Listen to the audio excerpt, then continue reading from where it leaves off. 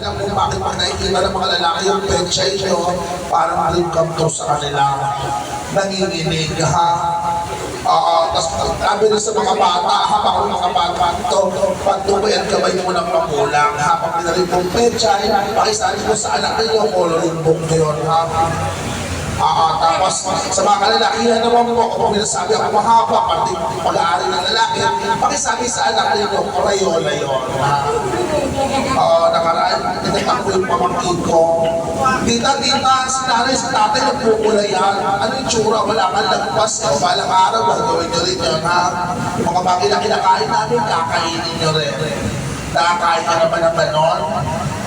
Hindi ako makarelate. Ay, hindi ka makarelate. So, ibig sabihin, virgin ba si Raina? At this moment of time, guys, naghahanap ako ng tao makakasama ni Raina sa hirap at ginawa.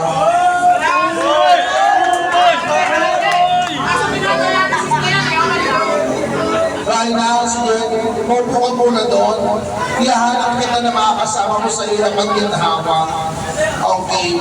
Kailangan ko po na